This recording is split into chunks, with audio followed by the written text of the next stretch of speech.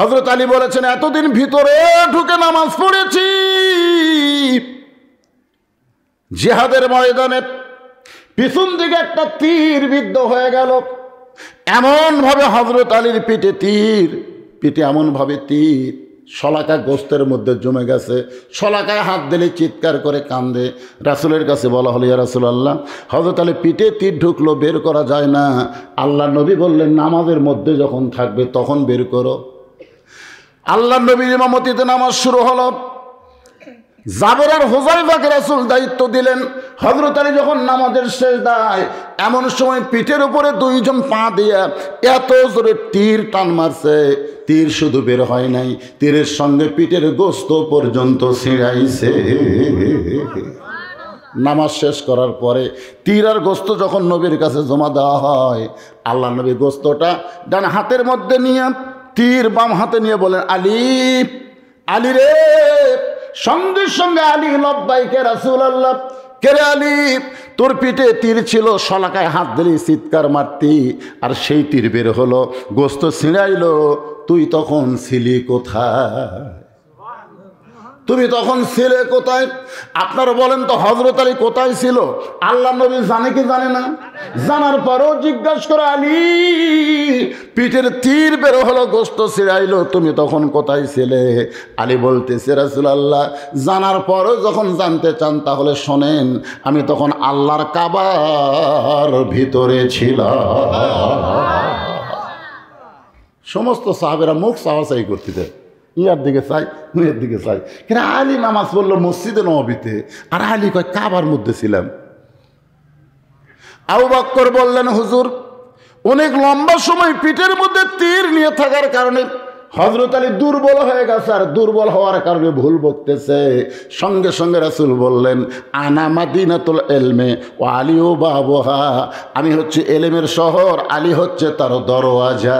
যেই কথা আমি নবী বলবো না, আমার ভিতরের কথায় আলীর মুখ দিয়ে আমি শুনতে চাই। আল্লাহ রাসূল বলেন, আলী, তুমি কাবার ভিতরে কেমনে গেলে? আলী বলে, ইয়া রাসূলুল্লাহ, নামাজের নিয়ত করলাম, নিয়ত করার সময় মুখ থাকবে কাবার দিকে, চোখ থাকবে সেজদার দিকে। আপনার যখন এভাবে হাত বাঁধবেন নিয়ত করার পরে, আপনার মুখ থাকবে কোন দিকে? কথা কন না ভাই, কাবার দিকে, আর চোখ থাকবে সেজদার দিকে। আলী বলতেছে, রাসূলুল্লাহ, আমি সেজদার দিকে তাকাইছিলাম।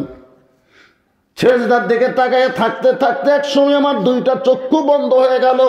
আমি বন্ধ করিনি, কে যেন আমার চক্ষু বন্ধ কল করে দিল। আমার দুইটা চক্ষু যখন বন্ধ হয়, আমি তখন দেখতে পাই। তার মানে দুই চক্ষু বন্ধ হওয়ার পরে আর একটা চক্ষু আল্লাহ খুলে দিছে। তো কি বলতেছিলাম মনে আছে? মুসা নবী দেখবার কাছে আল্লাহ কেমন আছে। ফেরাউনের দরবারে গিয়ে দেখে ফেরাউন চেয়ারে বসে জিকির করতেছে, আনা রব্বুকুমুল আলা, আনা রব্বুকুমুল আলা, আমি হলাম সবচাইতে বড় আল্লাহ। এখনই মুসা নবী তুর পর্বতে কার সাথে কথা বলছে? আর যায় দেখতেছে মুসা নবী হাত চুলকাচ্ছে, এরকম হাত চুলকায়। হাত চুলকানোর অর্থ হলো ফেরাউনকে একটা চড় মারবি। জোরে কোন কি মারবি? আপনার বলেন তো, মুসা নবীর চড় ফেরাউন সহ্য করে পারবি? যে আজরাইলকে চড় দিয়ে চোখের মনে উল্টে দিছে, আজরাইল লোক। আল্লাহ বললেন, মুসা, আমি আল্লাহ কেমন আছি দেখবার জন্য তোমারে পাঠাইছি, তাই বলে ফেরাউনের সঙ্গে যুদ্ধ করার জন্য তোমারে পাঠাই নাই। তো আজকে বক্তারা কেমন আছে, এই কথাটা আপনারা যখন বললেন, হুজুর আপনি কেমন আছেন, আমি একটু ইশারা দিলাম।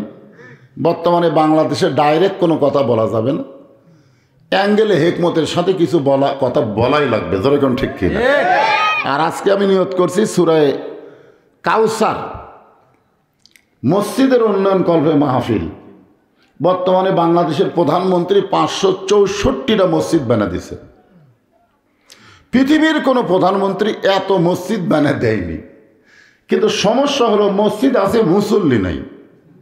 যেরকম কি আছে? মসজিদ আছে, মুসল্লি নাই। তো প্রধানমন্ত্রীকে মসজিদ বানানোর আগে মুসল্লি বানানোর চেষ্টা করা দরকার ছিল। যেরকম কথা ঠিক কি না? বিশাল মডেল মসজিদ, 1 কাতার 1.5 কাতার মুসল্লি হয়। যখন মসজিদে আজান দেয় তখন বাংলাদেশের যুবকেরা মসজিদের বাহিরেই ঘুরঘুর করে, মসজিদের মধ্যে ঢোকে না। অথচ আল্লাহ বলেছেন আল্লাযীনা ইম্মাক্কান্নাহুম ফিল আরদ, মুসলমানের মধ্যে কাউকে যখন ক্ষমতার চেয়ার দেওয়া হবে তাকে 500, 5000, 5 লক্ষ মসজিদ বানানো দরকার নাই। 1 নম্বর দায়িত্ব হলো আকামুস সালাত, নামাজ কায়েম করো। কথা ঠিক কি? আজকে মসজিদের উন্নয়ন বলতে আপনারা কি বুঝতেছেন? মুসল্লি বাড়ান না মসজিদ দোতলা করা? হ্যাঁ, মসজিদ দোতলা করা লাগবে হুজুর, এত মুসল্লি জায়গা হয় না। তো ফজরের খবর কি? কয় 1 কাতারে হয় না। জোহরের খবর কি? কয় হাট বাজারে গেছে। আসরের খবর কি? বলে পিপরুল বাজারে চা খাইতেছে। মাগরিবের খবর কি? কয় কেবল বাড়িতে আইছে। এশার খবর কি? কয় ফজর এশাও তাই। তার মানে 1 কাতারে মুসল্লি হয় না। মসজিদের মধ্যে কয় কাতার? বলে 9 কাতার। 9 কাতারের 1 কাতার হয় না, তাহলে দোতলা করবা কেন? বলে হুজুর ওই যে জুমার দিনে সবার শেষে আগে যায়, ওই শালাকের জন্য দোতলা করা লাগতেছে।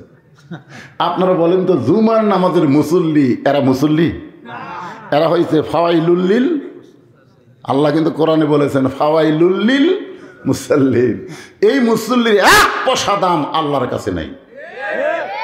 হ্যাঁ, এই সূরা কাউসারের ওয়াজ শুনলেই আজকে ইনশাআল্লাহ মসজিদের উন্নয়ন হয়ে যাবে ইনশাআল্লাহ। আল্লাহ বলতেছেন ইন্না আতাইনাকাল কাউসার, কোন নবী আপনাকে কাউসার দান করা হলো। ইমাম গাজ্জালি রহমতুল্লাহ আলাইহি বলেন, হাউজে কাউসারের 1 পেয়ালা পানি পান করে কেউ যদি জাহান্নামেও যায়, আল্লাহ জাহান্নামকেও জান্নাত বানায়া দিবে। এখন আপনারা বলেন কাউসারের পানির পাওয়ার কম না বেশি? 1 গ্লাস পানি পান করে কেউ যদি জাহান্নামে যায়, যাওয়ার সাথে সাথেই আল্লাহ জাহান্নামকে জান্নাত বানায় দিবে। সাহাবরা বললেন ইয়া রাসূলুল্লাহ, হাউজে কাউসারের পানি কারা পান করবে? রাসূল বললেন আল্লাহ পাক আমাকে জানাইছে যাদের মধ্যে 2টা আমল থাকবে। 1 নম্বর আমল হচ্ছে ফাসাল্লি লিরাব্বিকা, আর 2 নম্বর আমল হলো ওয়ানহার। 1 নম্বর হল নামাজ, 2 নম্বর কুরবানি। এই 2টা আমল যারা করবে তারাই পান করবে হাউজে কাউসারের পানি। তাহলে 1 নম্বরের নাম কি? জোরে বলেন, আরো জোরে। আল্লাহ রাসূল বলেছেন লা সালাতা লা ঈমানা, যার নামাজ নাই তার ঈমান নাই। লা সালাতা লা দীনা, যার নামাজ নাই তার ধর্ম নাই। বাইনাল আবদি ওয়াল কুফরি তরকুস সালাত, বান্দা আর কাফের মধ্যে পৃথক করার জিনিসটার নামই হলো নামাজ। যারা নামাজ পড়বে তারা হবে আল্লাহর বান্দা, আর যারা পড়বে না তারা হলো কাফের। যখন কোনো বান্দা নামাজ পড়বে তার পুরস্কার হলো দুনিয়াতেই আল্লাহ তাকে পুরস্কার দিবেন। ইন্নাস সালাতা তানহা আনিল ফাহশাই ওয়াল মুনকার, একমাত্র নামাজই পারে মানুষকে যাবতীয় খারাপি থেকে বাঁচায় দিতে। আপনার বলেন তো, যেই যুবক 5 ওয়াক্ত নামাজ পড়ে সেই যুবকের হাতে মোবাইল থাকলেও কোনো সমস্যা নেই। সেই যুবকের হাতে মোবাইল থাকলেও কোনো সমস্যা নেই, কারণ মোবাইলের অশ্লীল ভিডিও যখনই দেখবার যাবে তখন 5 ওয়াক্ত নামাজের কারণে তার ঈমান বলবে কেউ না দেখলেও আল্লাহ দেখতেছে রে। যখন কে দেখতেছে? যাই 5 ওয়াক্ত নামাজ পড়ে সে একলাই কোনোদিন 10টা ভোট দিবার পারবি না। আপনারা খোঁজলা দেখবেন যারা খালি মুড়ি ছিঁড়িছে আর মারিছে, মুড়ি ছিঁড়িছে আর মারিছে, এই শালার একটাও নামাজি না। দরকার কথা দেখি আল্লাহর কথা কি মিথ্যা? তাহলে একমাত্র নামাজই পারে মানুষকে যাবতীয় খারাপি থেকে। 5 ওয়াক্ত নামাজ যারা আদায় করবে, এইটা কিন্তু বাড়িতে পড়লে হবে না, এইটা জামাতে আদায় করা লাগবে। জোরে বলেন, কোথায় আদায় করা লাগবে? জামাতে যখন আদায় করবে তখন মসজিদের মধ্যে ঢুকলেই বুঝতে পারবে 14 দল 20 দল কোনো দল নাই, সমস্ত মুসলমান কয় দল? একদল। আমি নিজের চোখে দেখছি জামাতে ইসলামের কাছে একজন আওয়ামী লীগ খাড়া হচ্ছে, উনি আবার 4 আঙ্গুল সামনে গেছে, বুঝলেন তো? তো জামাতে ইসলাম হাত ধরে টানতেছে, কি রে সামনে দেশকে কাতার চিনিস না? আওয়ামী লীগ বলতেছে আমি খেয়াল করিনি ভাই। বিএনপি 4 আঙ্গুল পিছনে আছে, জামাতে ইসলাম পিছনে হাত দিয়ে ঠেলতেছে, কাতার চিনিস না? দেখেন মসজিদের মধ্যে গেলে আওয়ামী লীগ বিএনপি জামাত নাই, সমস্ত মুসলমান এক কাতারবদ্ধ হয়। সমস্ত মুসলমান যদি 5 ওয়াক্ত নামাজি হয়, বাংলাদেশে 14 দল 20 দল থাকবে না, সব মুসলমান এক দল হয়ে যাবে। একমাত্র নামাজই পারে সব দল ভাঙ্গে মানুষকে কয় দল? আরো ধরে বলেন। এই জন্যে জামাতের গুরুত্ব দেওয়া লাগবে। জামাতের গুরুত্ব দিলে কি লাভ হবে আমি আপনাদেরকে আস্তে আস্তে বোঝানোর চেষ্টা করব। কারণ আল্লাহ বলেছেন, ইয়া আইয়ুহাল্লাযীনা আমানুস্তাঈনু বিস-সাবরি ওয়াস-সালাহ ইন্নাল্লাহা মা'আস-সাবিরিন। আল্লাহ বলতেছেন, এই ইমানদারেরা আমি আল্লাহর কাছে যদি কিছু পাবার চাও, আমরা কার কাছে চাই? যদি আল্লাহর কাছে পাবার চাই, মনে করেন আজকে বাংলাদেশে বহু লোক আছে, আমার দয়াল বাবার দরবারেতে কেউ ফিরে না খালি হাতে। আপনার বলেন তারা নামাজ পড়ে? আল্লাহর ধন নবীরে দিয়া, আল্লাহ আছে গায়েব হইয়া, নবীর ধন খাজা নিয়া শুয়া আছে আজমিরে, কেউ ফিরে না খালি হাতে, খাজারে তোর দরবারেতে। আপনার বলেন তারা কি নামাজ পড়ে? এই নামাজ না পড়ার কারণে এরা জাত্তার কাছে চায়। যারা নামাজ পড়ে তারা জানে একমাত্র চাইতে হবে কার কাছে? জোরে বলেন। কিসের বিনিময়ে? আল্লাহ বলতেছেন ধৈর্য আর নামাজের বিনিময়ে। কারণ নামাজ এমন একটা ইবাদত যে ইবাদত করতে গেলে ধৈর্যের দরকার আছে না নাই? আপনারা সত্যি করে বলবেন কোন জায়গাতে আমাকে ধৈর্য কম?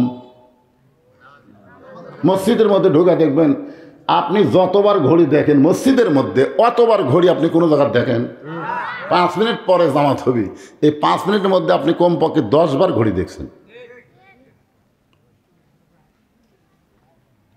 নিজেরটা দেখার পরে সাইডে একজন বলতে, ভাই আর কয় মিনিট রে? এখনো 2 মিনিট। আজ ঘড়ি লড়তেছে না ভাই রে, আজ ঘড়ি লড়তেছে। ওই লোকটাই বাজারে যায়, দত্তবাড়ির বাজারে গিয়া ঘন্টার পর ঘন্টা শ্বাসতলা আড্ডা মারতেছে, একবার ঘড়ি দেখতেছে না। ধরে কথা ঠিক না, একটু মনোযোগ দিয়ে শুনবেন। এই জন্য আল্লাহ বললেন আস্তাঈনু বিস-সাবরি ওয়াস-সালাহ। একটু মনোযোগ দিবেন। আমি একটা গান গাবো, গানটার অর্থ যদি আপনারা বোঝেন তাহলে অর্থ নিয়ে আপনাদের সামনে আলোচনা করব। আবার এক মুরব্বী কইছে, হুজুর মেয়েদের জন্য ওয়াজ করা লাগবে, মেয়েদের জন্য করব। হ্যাঁ, তার গানটা কই। হাদিস আছে বিস্তারিত, হুজুরে কলব ব্যতীত করছেন কালেও নামাজ তোর হবে না।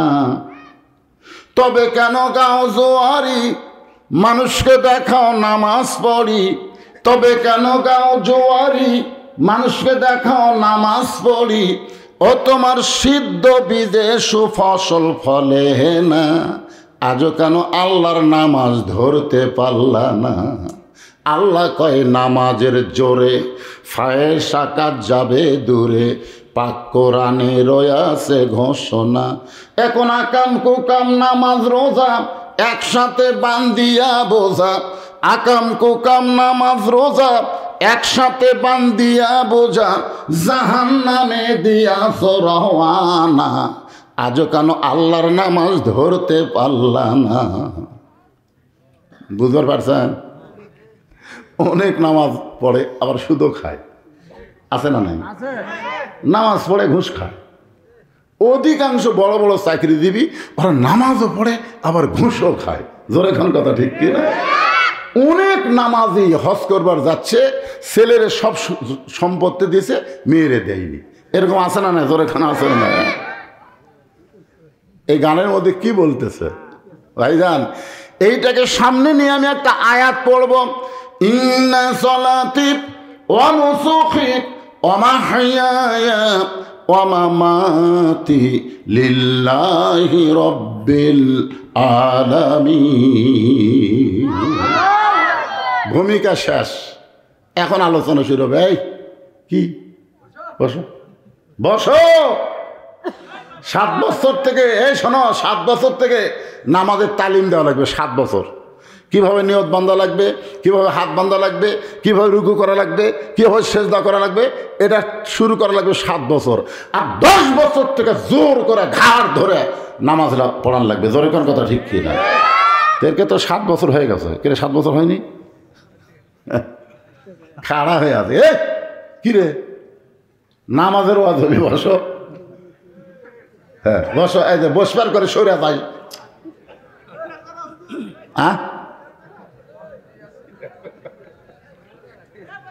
শোনেন, বাংলাদেশে মুসলমান সবচাইতে কম নামাজি। জোরে কোন কথা ঠিক কি না?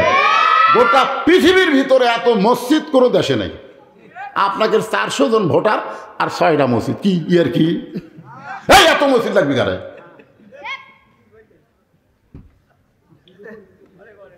ঘরে ঘরে মসজিদ। শোনেন, আজকে নামাজের ওয়াজ শোনেন, তারপরে মা বোনদের ওয়াজ আছে। হ্যাঁ, মা বোনদের ওয়াজ।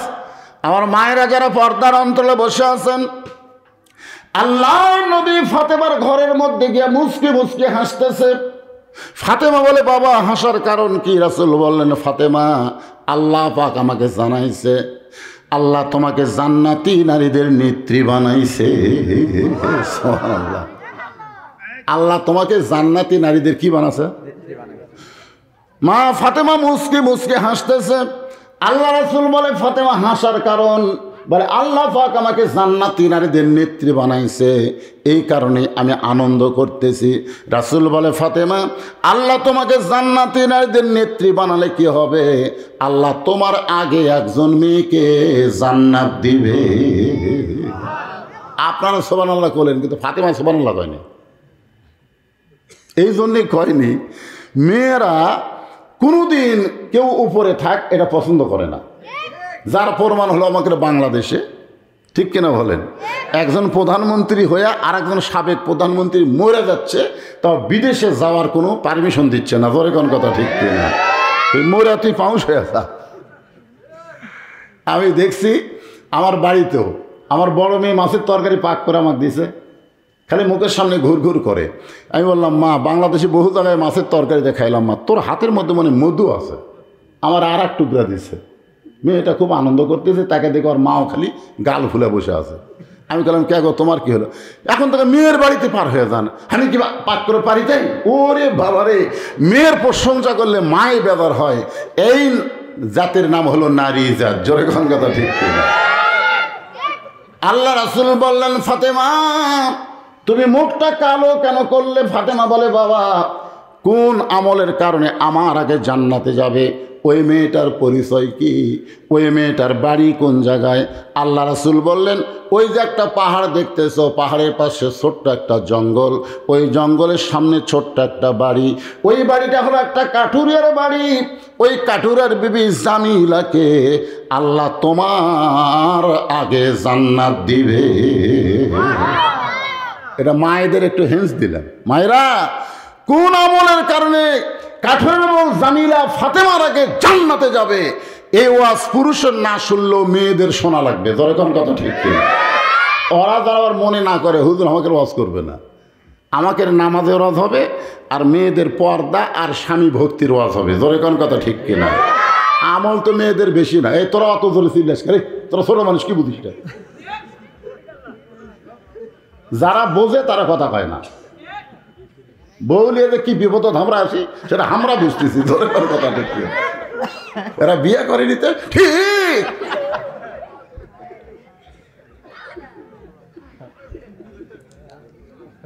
কি কন, যারা বিয়ে করছেন ভালো আছেন? কি যে বিপদ ভাই!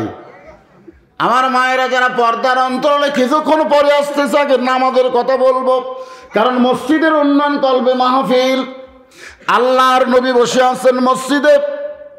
হযরত আলী গিয়ে বলতেছে, ইয়া রাসূলুল্লাহ, এই পৃথিবীতে 10 জন মানুষকে, 10 জন সাহাবীকে আপনি জান্নাতের সার্টিফিকেট দিয়েছেন।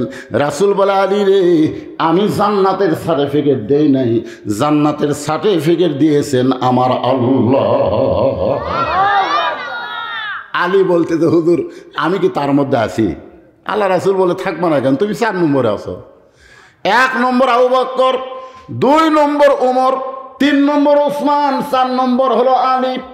আলী বলতেছে, রাসূলুল্লাহ, আল্লাহ যদি আমাকে জান্নাতের সার্টিফিকেট দেয়, এখন থেকে যদি আমি নামাজ না পড়ি, এরপরেও আল্লাহকে আমাকে জান্নাত দিবে। আল্লাহ রাসূল চমকে উঠছে, এটা কোন কথা? আলী বলতেছে, ইয়া রাসূলুল্লাহ, আল্লাহ তো আমাকে জান্নাতের সার্টিফিকেট দিয়েই দিছে, এখন থেকে যদি নামাজ না পড়ি, এরপরেও কি আল্লাহ আমাকে জান্নাত দিবে? আল্লাহ রাসূল বলেন, তুমি সব বাদ দিবার পারো, কিন্তু আল্লাহ তোমাকে জান্নাত থেকে বাদ দিবে। হাদিস আছে বিস্তারিত, হুজুরি কলব ব্যতীত করছেন কালো নামাজ তোর হবে না। এই গানটা বোঝানোর জন্য বলতেছি, একটু মনোযোগ দেন। হযরত আলী বলে, ইয়া রাসূলুল্লাহ, একসঙ্গে সব নামাজকে বাদ দেওয়া যাবে? আজ থেকে ফজরের নামাজ আমি পড়ব না, কারণ 5 ওয়াক্ত নামাজের মধ্যে ফজরের নামাজ পড়া হলো বিরক্ত। জোরে কন কি? এই জোরে কন কি? কেন জোরে কন না কেন? বিরক্ত। এই ঠান্ডার মধ্যে আর সালাতো খাইমের নাম শোনার সাথে সাথে বিরক্ত লাগে ভাই। ল্যাপ দিছে মাথার ওপর, পাও বার হই, পাও লিয়ে আসে বুকের সাথে লাগাছে। আপনি তাকায় দেখবেন মনে হয় চাউলের বস্তা ঠেকাতে হচ্ছে। ধরে কোন কথা ঠিক কিনা? আগাও নেই, মাথাও নেই, গেল কোথায়? আপনি ল্যাপ টানতে দেখেন, ল্যাপের ভিতর আর সাইজ আর সকালবেলা সাইড টিপে কুত্তের সাইজ, একই সাইজ। কথা কন না খান। তাহলে সবচাইতে বিরক্তের নামাজ হলো ফজরের নামাজ। ইয়া রাসূলুল্লাহ, আজ থেকে আমি আলী ফজরের নামাজ পড়বো না, এরপরেও আল্লাহকে আমাকে জান্নাত দিবে। রাসূল বললেন, আলী তুমি ফজর বাদ দিবার পারো, কিন্তু আল্লাহ তোমাকে জান্নাত থেকে বাদ দিবে না। এই কথা বলে আলী যখন সরে গেছে, আবু বকর বলতে, হুজুর এত বড় বেয়াদবি করলো, এর কান সারা থেকে চর দিয়ে ফেললেন না? আপনার সামনে বলতেছে আজ থেকে ফজর পড়বো না। রাসূল মুসকে হেসে বললেন, আবু বকর, নামাজ যদি জান্নাতের জন্য হয়, আলী নামাজ বাদ দিবার পারবে, আর নামাজ যদি আল্লাহর জন্য হয়, গোটা দুনিয়া আলী বাদ দিবে, কিন্তু 1 ওয়াক্ত নামাজ বাদ দিবে না। আবু বকর বললেন, তাই? ঠিক আছে, দেখো। হযরত আলী এশার নামাজ পড়ে বাড়িতে গেছে। প্রতিদিন দরজায় গিয়ে সালাম দেয়। আপনি যখন বাড়িতে যাবেন, দরজায় সালাম দেওয়া হলো নবীর সুন্নত। আপনারা দরজা সালাম দেন, বাড়ির দরজা গিয়া আসসালামু আলাইকুম ইয়া আহলাল বাইত, এই বাড়ির মধ্যে যারা আছো সবাইকে আল্লাহ রহমত বর্ষণ করো। সুবহানাল্লাহ। এই সালাম দিবেন, আল্লাহ তাআলা বাড়ির প্রতি রহমত বর্ষণ করবে। হযরত আলী প্রত্যেক দিনের সার নামাজ পড়ে গিয়ে বাড়িতে সালাম দেয়, কিন্তু আজকে সালাম না দিয়ে ডাকতেছে, হাসান হোসেনের মা দরজা খুলে দাও, হাসান হোসেনের মা দরজা খুলে দাও। ফাতেমা চমকে উঠছে, কে রে, যেই স্বামী আমাকে সালাম দেয়, একটা সালাম বাদ দেয় সরাসরি হাসান হোসেনের মা। ফাতেমা দরজা খুলি বলতেছে আসসালামু আলাইকুম। হয়তো চমকে উঠে বলতেছে আমার মনে নেই, মনে নেই। ফাতেমা বললেন, কেন, কি জন্য সালাম ভুলে গেলেন? আমার মনে হয় আপনি কোনো বেয়াদবি করছেন, যার কারণে সালাম আপনার মুখ থেকে আল্লাহ কাইড়ে নিয়েছে। হযরত আলী ঘরের মধ্যে ঢুকি বলতেছে, ফাতেমা, আজকে বেলাল যখন আজান দেবে, ওই ফজরের আজান শোনার পরে আমাকে যেন ঘুম থেকে জাগায়ও না। ফাতেমা বলে, স্বামী গো, দুনিয়ার সমস্ত মুয়াজ্জিন আজান দিলে মুয়াজ্জিনের কণ্ঠ মুসল্লির কানে আসে, আর হযরত বেলাল যখন আজান দেয়, আমার বাবা বলেছে আজান আল্লাহর আরশ পর্যন্ত পৌঁছে যায়। পৃথিবীর একটাই মাত্র মুয়াজ্জিন যার নাম হলো হযরত বেলাল। এটা কি মাস? রজব মাস না? এই মাসে আল্লাহ রাসূল যখন আরশে যাচ্ছিলেন, এক জায়গায় গিয়ে রাসূলের খুব ভয় লাগছে। জিবরাইল তো নাই, খালি একলা একলা আল্লাহ রাসূল। রাসূল কয়, একলা একলা আল্লাহর কাছে যাচ্ছি, কেউ নাই। ইতিমধ্যে একটা পায়ের শব্দ শোনা যায়। রাসূল কয়, কে রে আমার সামনে, কে রে? বেলাল কয় ইয়া রাসূলুল্লাহ আমি বেলাল। আল্লাহ রাসূল চমকে গেল, আমার আগে বেলাল হাঁটতেছে, যেই বেলালকে ডেকে আসলাম মক্কায়, আর সেই বেলালকে আল্লাহর আরশের পাশে দেখা যায়। মেরাজ করে এসে বেলালকে নবী ডাক দিলেন, আয় রে বেলাল আয়, আমার কাছে আয়। বেলাল এমন কি আমল করো যে আমল করার কারণে যে জায়গায় আল্লাহ নবী মাঝখানে তোমারে দেখা যায়। বেলাল বলে, নবী গো, অজু যাওয়ার পরে আমি সঙ্গে সঙ্গে অজু করি আর 2 রাকাত তাহিয়াতুল অজু নামাজ পড়ি। যারা কর না সুবহানাল্লাহ। ওগো স্বামী, তাহাজ্জুদের নামাজ পড়েন, তাহলে ফজরের আজানের কি দরকার? হযরত আলী 5 ওয়াক্ত নামাজ ছাড়াও আর একটা নামাজ পড়ে, সেই নামাজের নাম হলো তাহাজ্জুদ। জোরে বলেন, নাম কি? তাহাজ্জুদ। সাহাবেরা জিজ্ঞাসা করলেন, হুজুর 5 ওয়াক্ত নামাজ আর তাহাজ্জুদ এর মধ্যে ব্যাখ্যা কি? আল্লাহ রাসূল বললেন 5 ওয়াক্ত নামাজ হলো ইবাদত আর তাহাজ্জুদ হলো মহাব্বত। খুব খেয়াল করে শুনবেন, 5 ওয়াক্ত নামাজ কি? ইবাদত, আর তাহাজ্জুদ হলো মহব্বত। সাহাবেরা বললেন, হুজুর মহব্বতের ব্যাখ্যা কি? আল্লাহ রাসূল বললেন, ইবাদতের ব্যাখ্যা হলো জান্নাতের জন্য, আর মহব্বতের ব্যাখ্যা হলো আল্লাহর জন্য। আপনারা বলেন তো, জান্নাতের জন্য আর আল্লাহর জন্য এর মধ্যে তফাৎ কি? এক বান্দা আছে নামাজের সেজদায়, আল্লাহ ডাক দেয় বলে, যতই নামাজ পড়ার সেজদা কর, তোর ঠিকানা হলো জাহান্নাম। তুই যতই উপরে হয়ে থাক, নামাজ পড়ার সেজদা কর, তোর ঠিকানা হলো জাহান্নাম। সেজদা থেকে মাথা তুলে বলতেছে, আলহামদুলিল্লাহ আলহামদুলিল্লাহ। আল্লাহকে কেড়ে পাগলাই, তোরে জাহান্নামের খবর দিলাম, এরপরেও তুই আমার শুকর আদায় করিস কেন? বান্দা বলতেছে, আল্লাহ আমার তো জায়গা আছে, তুমি যদি বলতে জাহান্নামও নাই জান্নাতও নাই, তাহলে আমি যাবো কোথায়? তোমার বানানো জাহান্নামে যে আমার জায়গা হয়েছে, এই জন্যই তোমার শুকরিয়া আদায় করলাম। আল্লাহ কয়, পাগল, জাহান্নামে গেলে তুই পুড়ে যাবি, তোর কষ্ট হবে। আল্লাহর পাগল বলে, বান্দা আল্লাহ আমি জাহান্নামে একলা যাব না। আল্লাহ বলে, জাহান্নামে তোর সাথে কে যাবে? আল্লাহর বান্দা বলে, তাকায় দেখো, যার মহব্বত আমার কলি যায়, তাকে ছাড়া জাহান্নামে কেমনে যায়? আল্লাহু আলিমুম বিজাতিস সুদূর। আল্লাহ নজর করে দেখে পাগলের কলি যায় আল্লাহর মহব্বত। আল্লাহ বলে, পাগল রে, আমার মহব্বত নিয়ে কেউ যদি জাহান্নামেও যায়, আমি জাহান্নামকেও জান্নাত বানায়া দিব। পাগল বলতেছে, আমি জানি তো। আল্লাহ বলে, তুই কেমনে জানিস? বলে, আল্লাহ তোমার যেটা নাই আমার সেটা আছে। আল্লাহকে, তোর আবার কি আছে? আমার জাতির পিতা আছে, তোমার আছে? সুবহানাল্লাহ। কেন? পাগল বলতেছে, আমার জাতির পিতা আছে, তোমার আছে? আমার জাতির পিতা তোমার মহব্বত নিয়ে নমরুদের আগুনের চুলার মধ্যে পড়ে গেলে তুমি যদি শান্তির বাগান বানায় দিবার পারো, সেদিন থেকে আমার বিশ্বাস, তোমার মহব্বত যদি আমার কলিজার মধ্যে থাকে, তুমি জাহান্নামকেও জান্নাত বানাইয়া দিবা। এই তাহাজ্জুদের নামাজ পড়লে আপনাদের কলিজায় আল্লাহর মহব্বত পয়দা হবে, এমন মহব্বত পয়দা হবে, জীবন যাবে কিন্তু 1 ওয়াক্ত নামাজ আপনার বাদ পড়বে না। সুবহানাল্লাহ কোন না কেন? ফাতেমা বলে, স্বামী গো, আপনি তাহাজ্জুদের নামাজ পড়েন, তাহলে ফজর আযানের সময় জাগার লাগবে কেন? আলী বলতেছে, আমি নবীর কাছে ওয়াদা করেছি, আজ থেকে ফজরের নামাজ পড়ব না, এরপরও আল্লাহ আমাকে জান্নাত দিবে। তাহলে বিরক্ত ফজরের নামাজ আদায় করে লাভটা কি?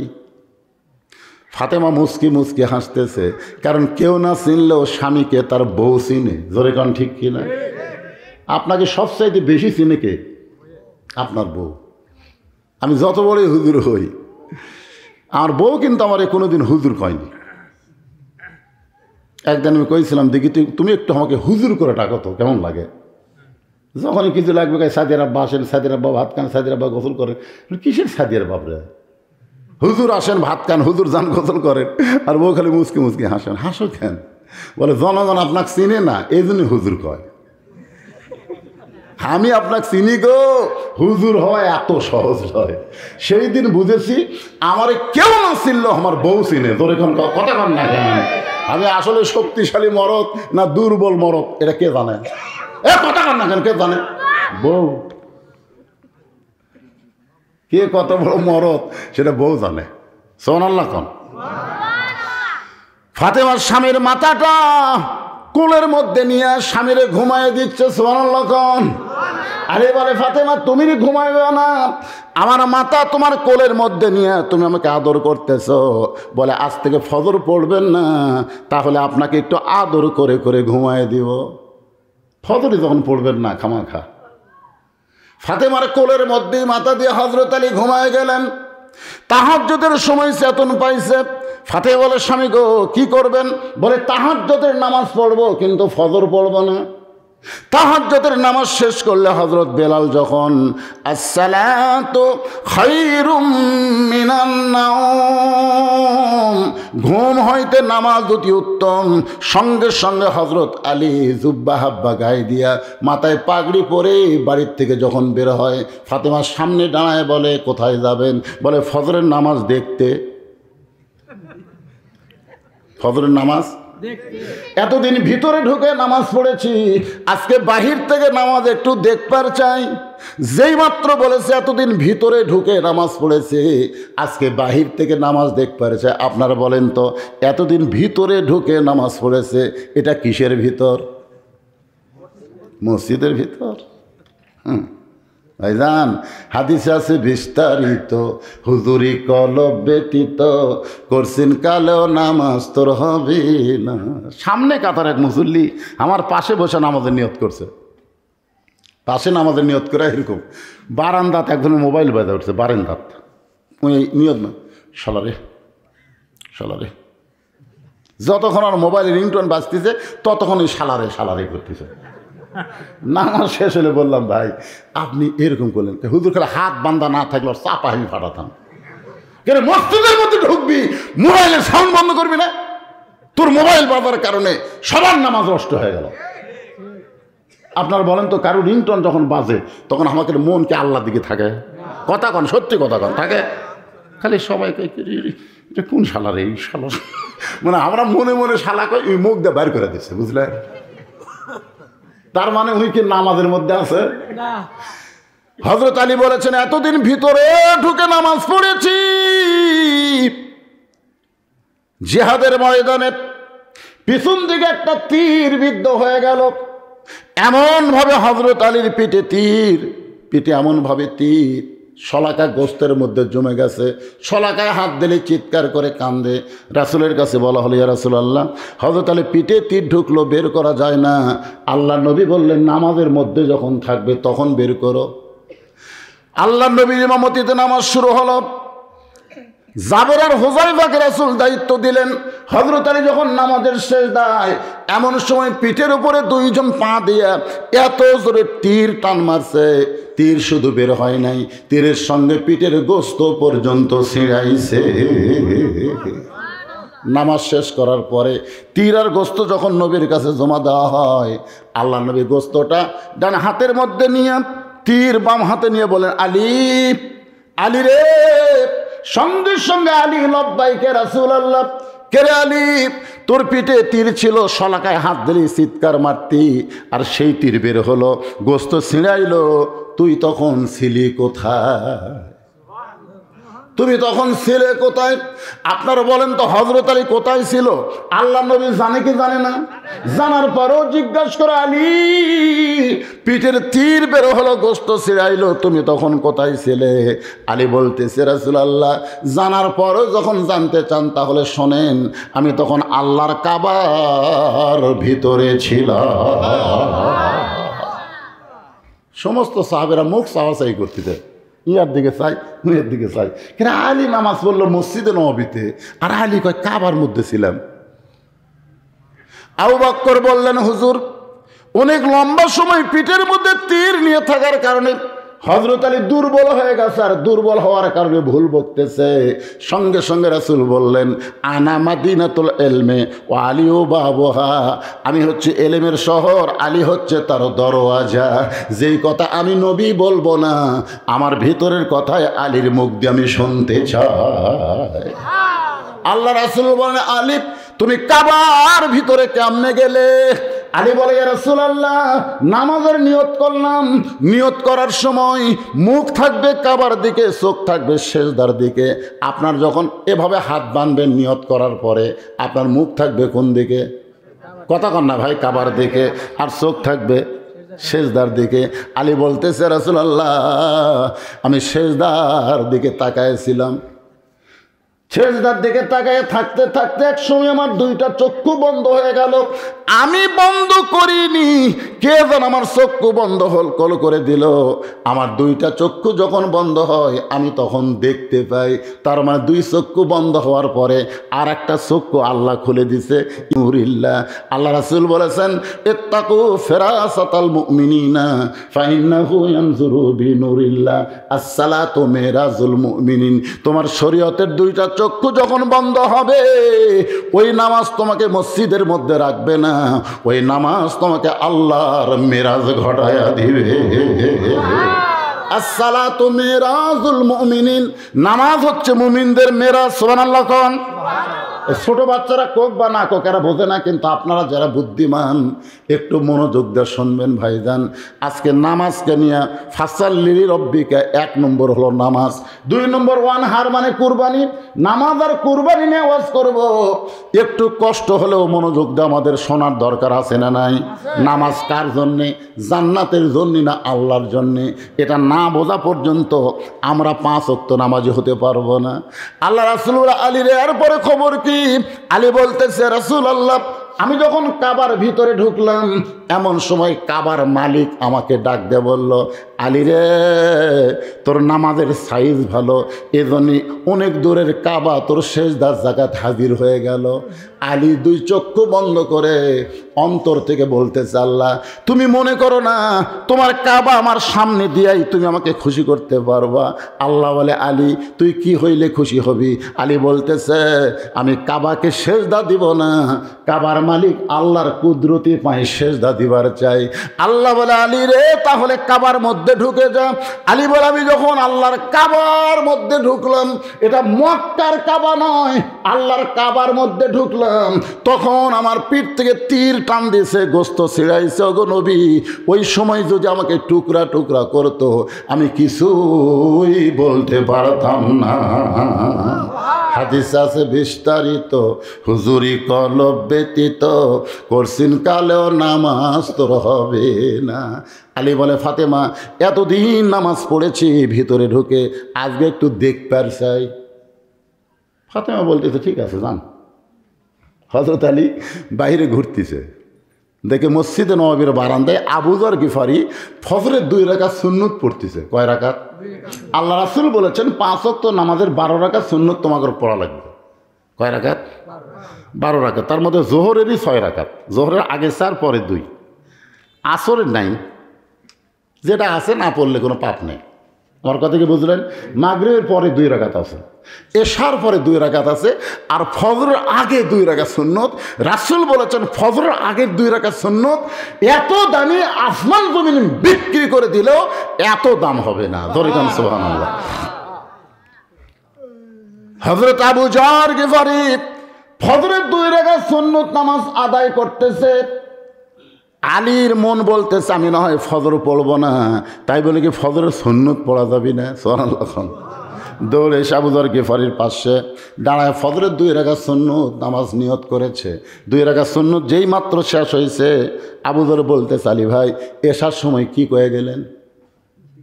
এশার সময় নবীরে কইলেন ফজরের নামাজ পড়বো না, তাহলে কি শুরু করলেন? আলী বলতেছে, আবু যর, আমি বলেছি ফজরের ফরজ পড়বো না, তাই বলে কি ফজরের সুন্নত পড়া যাবে না? সঙ্গে সঙ্গে আবু যর মুখে আঙ্গুল দিছে, কারণ আল্লাহ রাসূল বলেছেন, আমার পরেই তোমরা যাকে ওস্তাদের সম্মান করবা তার নাম হলো আলী। আমি হলাম প্রিন্সিপাল, আলী হচ্ছে ইসলামের ভাইস প্রিন্সিপাল। ধরে কেন? সুবহানাল্লাহ। প্রত্যেকটা সাহাবী নবীর পরে যদি না কিছু বুঝতো, আলীকে বলতো, ভাই এটা কি, এটা কি, এটা কি। কারণ নবীর তার সব কথা বলা যায় না, সব কথা বলা যায়। আলী যখন বলে দিত, সাহাবীরা গিয়ে বলতো, ইয়া রাসূলুল্লাহ, হয়তো আলী এই কথা বলছে। আল্লাহ রাসূল বলে, আলী যদি বলে থাকে তাহলে আমার কাছে আর পুনরায় জিজ্ঞেস করার দরকার নাই, আমার কথাই আলী তোমাদেরকে বলে দিয়েছে। সুবহানাল্লাহ। আবু যার গিফারি মুখে আঙ্গুল দিলেন, কিছুই বললেন না। কিছুক্ষণ পরে হযরত বেলাল যখন ফজরের আকামত শুরু করেছেন, আকামত যখন শুরু হয় তখন আর বসে থাকা যাবে না। আল্লাহ কোরআনে বলেছেন, কুমু লিল্লাহি কানিতিন। আল্লাহু আকবার। আপনারা বলেন তো, নামাজের ভিতরে বাহিরে যে ফরজ আছে তার মধ্যে একটা ফরজ কিন্তু দাঁড়িয়ে নামাজ পড়া। কথা কয় না রে? তাহলে সিয়ারত বসে নামাজ পড়া এটা কত দূর না? ওই লোকটাকে যদি খাটনিত করে শায়ন করে মসজিদে নিয়ে আসতো, তাহলে এই সিয়ারত বসে নামাজ পড়ার পারতো। ওই হাঁটে হাঁটে এসে সিয়ারত বসে, এই লক্ষণ ভালো? আরে ভাই কথা কন রে। আজ থেকে 20 বছর আগে বাংলাদেশের কোন মসজিদ অনুবীক্ষণ যন্ত্র দিয়ে খুঁজলেও আমরা সিয়ার দেখবার পাইনি। ধরে কথা কন না। এখন সব কয় হুজুর আমরা হজ করবার যাই, দেখি মক্কা মদিনাত বহু সিয়ার। হুজুরকে মক্কা মদিনা তো দলিল হচ্ছে আল্লাহর কোরআন। আল্লাহ যেখানে ডাইরেক্ট বলেছেন কুম মানে কি দাঁড়াও, লিল্লাহে, কার জন্যে? আল্লাহর। কনিতিন মানে আনুগত্য দিয়া। নামাজের মধ্যে কোনো ভণ্ডামি চলবে না। সিয়ারত বসিকে হেলান দিয়া, তুই কি চেয়ারম্যান? আসলে জামাতে নামাজ পড়ার 1 নম্বর গুরুত্ব হলো কাতার সোজা করা। জোরে কোন কি সোজা করা? জামাতে নামাজ কিন্তু আপনি ইটি একজন উঠি একজন ইনকা দাঁড়ালেন নামাজ হবে না। জামাতে নামাজ আদায় করবার গেলে সবচেয়ে গুরুত্বপূর্ণ বিষয় হলো কাতার সোজা করা। আর কাতার সোজা করতে গেলে পায়ের গোড়ালির সঙ্গে গোড়ালি মিল করা লাগবে। তো যেই ব্যক্তি চেয়ারে বসছে ওর গোড়াকুটি আলাদা। আপনারা বলেন তো, সামনে কাতারে ফাঁকা থুয়া পিছনে কাতারে নামাজ হবে? কথা কয় না রে, কথা কয় নামাজ হবে? তাহলে সামনে যে সিয়ারতকে বসলো ওই জায়গাটা গোটালি ফাঁকা থাকলো, কেন ওর পায়ের গোড়ার সাথে গোড়ালি মিল হয়নি, ওই মুসল্লির মধ্যেই পড়েনি। তাহলে অক ধরে কি করা লাগবে? একলা না পারলে 2 জন অক ধরবেন, ওই হাতত একজন এই হাত সিয়ার সহ ধরে বারান্দার থুয়া সারা থাক, সারা বারান্দা থাক। তুই সামনে কাতারে গে, তুই মাজুর, তুই কমজোর। আর মাজুরের জন্য জামাত পড়া লাগবে না, ঘরে বসে নামাজ পড়বেন। যারা সরকারি চাকরি করে বুড়া বয়সে তোর চাকরি করা লাগে না। সরকার জানে যৌবন হামাক দিছু, বুড়া বয়সে তখন পেনশন দেবো। জোরে কোন কথা ঠিক কিনা? যারা যৌবন করে নামাজ পড়ছে, বুড়া বয়সে যে ঠিক মতো পড়বার নাও পড়ে, যেটি পড়ুক, শুয়ে থেকে পড়ুক, আর খাড়া হয়ে পড়ুক, আর কাটিয়ে পড়ুক, আর বসে পড়ুক, আল্লাহকে যৌবনের সবের পেনশন আমি আল্লাহ তোকে দিয়ে দিলাম। জোরে কোন যেই মাত্র হযরত বেলাল কত কামাদের সালাহ বলেছে, হযরত আলী আসলো বারান্দায়। জোরে বলেন কোথায়? বারান্দায়। যেই কত কামাদের সালাহ কইছে, এক দৌড়, এই বাচ্চারে নামাজের রদ হচ্ছে বাজান, এক দৌড়ে সামনে কাতারে আবু বকর আলী হযরত ওমর যেখানে আছে ওই 2 জনের মাঝখানে হাত ঢুকে দিছে, মারছে চাঁড়া দিয়ে। আল্লাহু আকবার। রাসূল ফজরের সালাম ফিরে তাকায় দেখে আলী, তুই আমারে কয়ে গেলি ফজরের নামাজ পড়বি না, আবার সামনে কাতারে তোকে দেখতেছি, কারণ কি?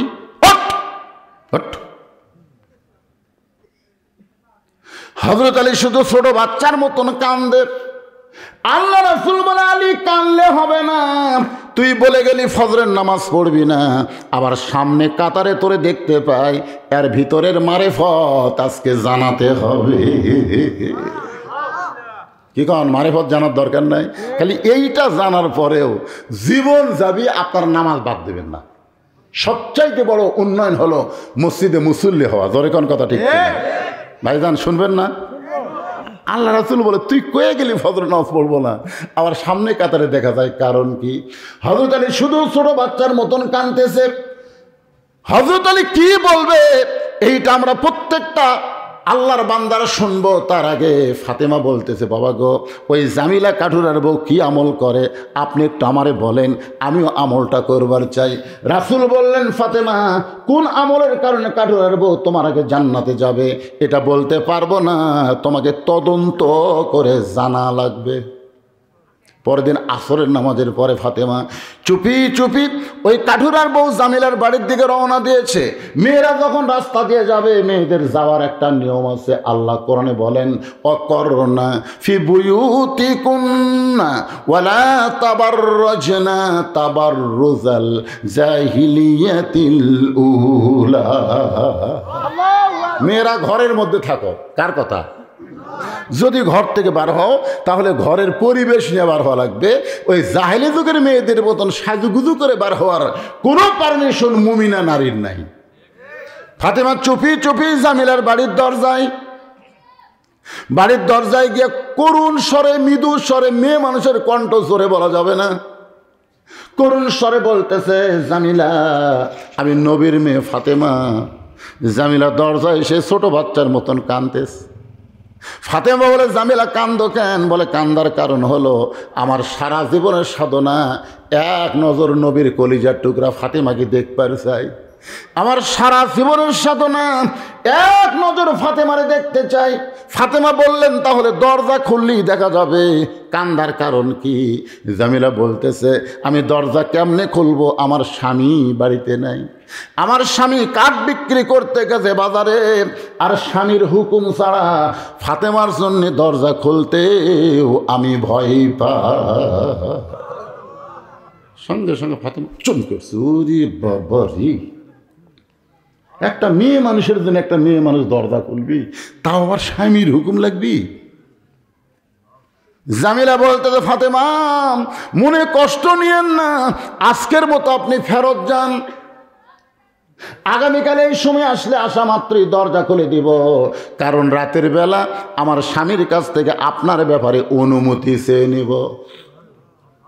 ফাতেমার আগ্রহ বেড়ে গেছে যে স্বামীর হুকুম ছাড়া সে মেয়ে ফাতেমার জন্য দরজা খোলে না, এর বাড়ির মধ্যে কি মাল আছে, ওই কোন আমলের কারণে আমার আগে জান্নাতে যাবে, আমাকে দেখা লাগবেই। আপনার কোন তো আকর্ষণ বাড়ে না কমে?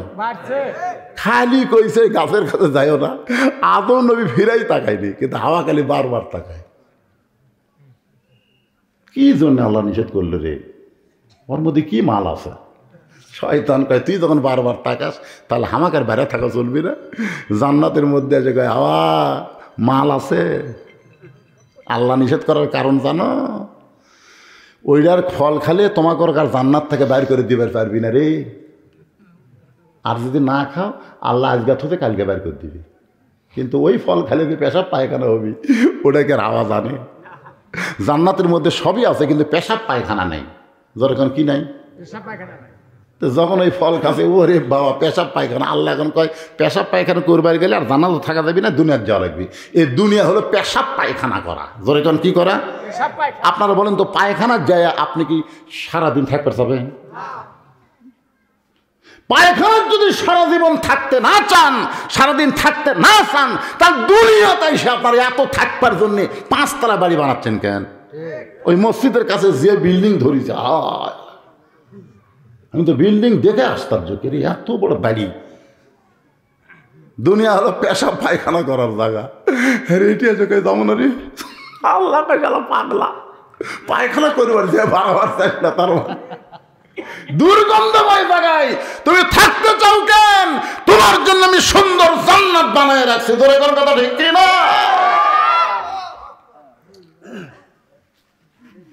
একটু মনোযোগ দিয়ে শুনবেন। মা ফাতেমার আকর্ষণ বাড়ছে না কমছে?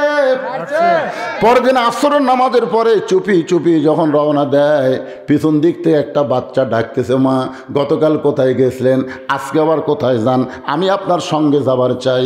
ফাতেমা তাকায় দেখে ওই বাচ্চার নাম হইল হোসাইন। জোরে বলেন, নাম কি?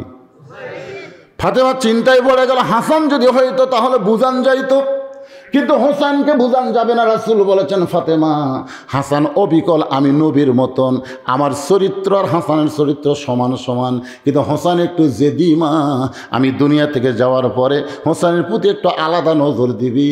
আমি রাসূল আমার কলিজার তাইতেও হোসেনকে বেশি ভালোবাসি। সেই হোসেন মায়ের কাছে বলতেছে, মা গতকাল কোথায় গেছিলেন, আজকে আমি আপনার সঙ্গে যাবার চাই। এখন ফাতেমা মাত্র 4 বছরের বাচ্চা। হোসেনকে সঙ্গে করে নিয়ে ওই জামিলার বাড়ির দরজায় হোসেন চিল্লায় বলে, মা এই ভাঙ্গা বাড়ির ভিতরে এমন কি আছে?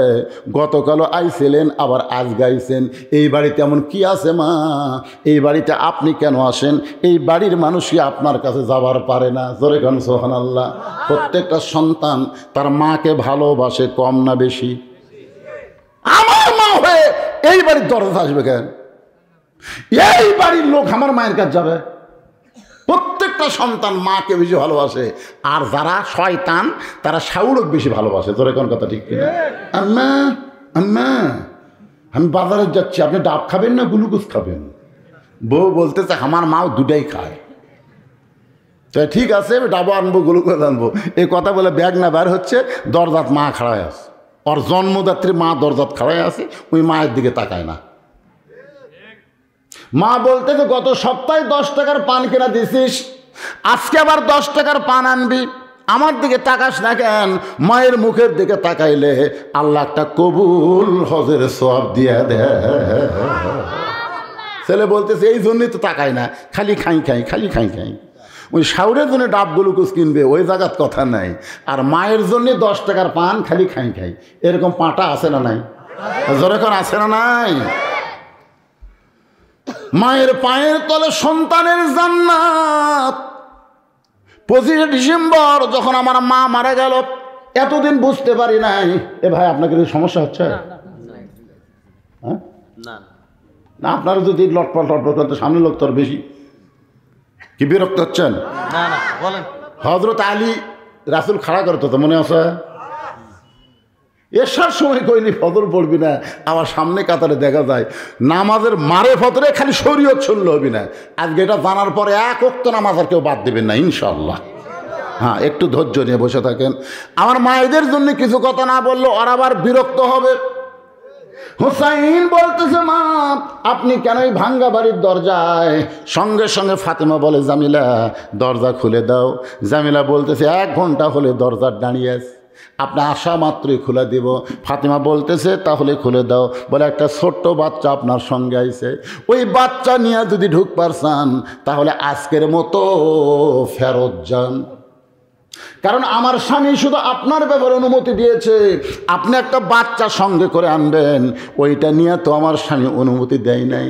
সঙ্গে সঙ্গে হোসাইন মায়ের হাত ধরে বলতেছে মা আমি সঙ্গে থাকার কারণে যেই মেয়েটা ঘরের দরজা খোলে না, এই মেয়েটা হলো খারাপ মেয়ে।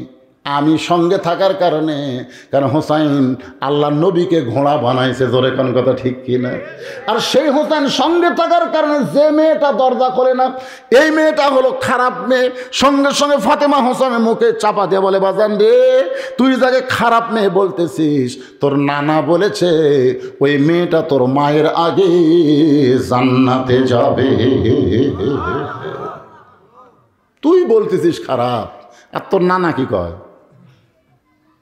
সঙ্গে সঙ্গে হোসেন মায়ের হাত ধরে বলতেছে মা তাহলে নকল জায়গা ঘুরে লাভ নাই, আসল জায়গা চলেন। ফাতেমা বলে আসল জায়গা কোনটা?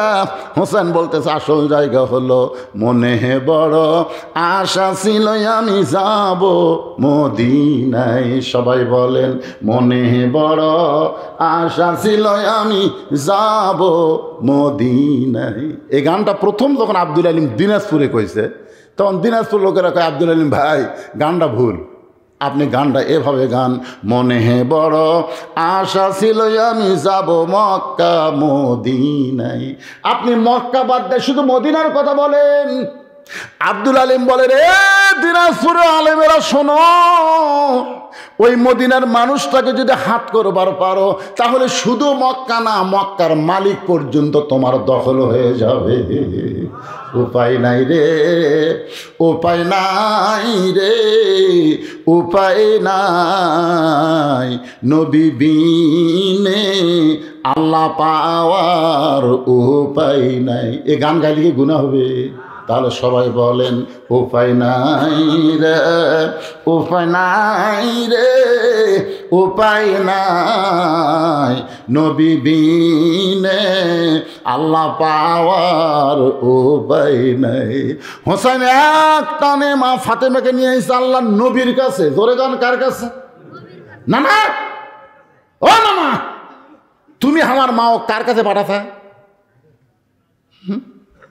একটা কাঠুরা বউ জামিলা আমার মায়ের আগে জান্নাতে যাবে কোন আমলের কারণে? এইটা জানার জন্য আমার মা কষ্ট করে ওই কাঠুরের বইয়ের কাছে যায়। ফাতেমার হাত ছাইড়ে দিয়ে নানার হাত চাপে ধরে বলতেছে, বলো না কোন আমলের কারণে? আমি তো জানি আমার মায়ের চাইতে শ্রেষ্ঠ কোনো নারী এই দুনিয়াতে নাই। ধরে কেন সুবহানাল্লাহ। এটা প্রত্যেকটা সন্তানই বলবেন, আমার মায়ের সাথে শ্রেষ্ঠ কোনো নারী এই দুনিয়াতে নাই। সবাই বলেন, আমার মায়ের চাইতে শ্রেষ্ঠ কোনো নারী এই দুনিয়াতে দুনিয়াতে। আজকে বউ বুঝবি,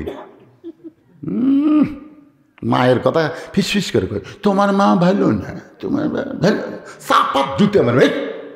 তুই মরে গেলে বউ পাওয়া যাবে রে, তোকে ছাড়া দিলে বউ রব নাই। কার বিরুদ্ধে কথা বলতেছিস? একবার যদি গেলে এই কথা কর, তোবা করি ওরে বাবা, এটা বেটা রে, এর কাছে আর মায়ের বিরুদ্ধে কথা যাবি না। আর যেই বেটা মায়ের বিরুদ্ধে কথা শোনা কয়, আসলেই তাই গো, আমার মা, তখন বুঝবেন ওই বেটা না, ওই পাতা। কি বেটার পাটার মধ্যে কম বেশি আছে না নাই? কথা কন। মায়ের বিরুদ্ধে, বাপের বিরুদ্ধে কোন বউ যদি আপনার কাছে বলে, বুঝবেন সে বউ ভালো না। বউ কি করছে রে? বাপ আমার জন্য কি করছে? একটু চিন্তা করে দেখবেন। হোসাইন নানার হাত ধরে বলতেছে, নানা কোন আমলের কারণে আমার মাকে আপনি এই কাঠুরের বউ জামিলার কাছে পাঠাইছেন? কোন আমলের কারণে আমার মায়ের আগে জান্নাতে যাবে? এটা আপনি বলেন। আপনি সব কিছু জানেন। আল্লাহ সব কিছু আগে কাকে জানায়? নবীকে জানাই। মায়ান্তিকু আনিল হাওয়া ইন হুয়া ইল্লা ওয়াহয়ুন ইউহা। আল্লাহ রাসূল বলেছেন, আমি যা জানি তোমরা তো জানো না, আমিও জানি না। আল্লাহ যদি আমাকে না জানায়, তাহলে সর্বপ্রথম আল্লাহ কাক জানাছে? কথা কয় না রে ভাই। সর্বপ্রথম তো নবী জানে না। তার নবী না বলে তার মেয়ে পাঠাচ্ছে কাঠুরের বইয়ের কাছে। এটা হোসাইন রে, ছোট্ট না মানুষ, 4 বছরের বাচ্চা। 4 বছরের বাচ্চা নানাকে বলতেছে, নানা কোন আমলের কারণে ওই কাঠুরের বউ জামিলা আমার মায়ের আগে জান্নাতে যাবে? না বলা পর্যন্ত তোমার হাতটা আমি ছাড়বো না। এমন সময় আল্লাহ নবী ডাক দিলেন, আলী। সঙ্গে সঙ্গে আলী বলে, লব্বাইক ইয়া রাসূলুল্লাহ। দেখ তোর বেটা কিভাবে আমার হাত ধরছে। বললে, আলী বল কোন আমলের কারণে ওই কাঠুরার বউ ফাতেমার আগে জান্নাতে যাবে?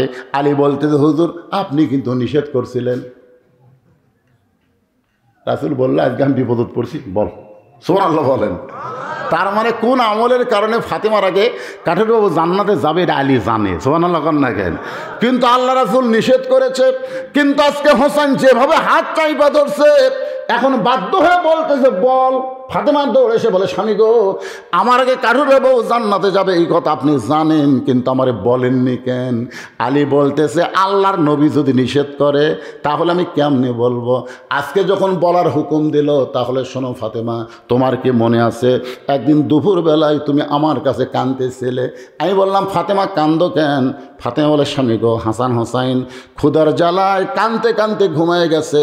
এখন ঘুম থেকে উঠে খাবার চাবে, কিন্তু ঘরের মধ্যে খাবার কিছুই নাই, আপনার পকেটেও টাকা নাই, এটাও আমি জানি।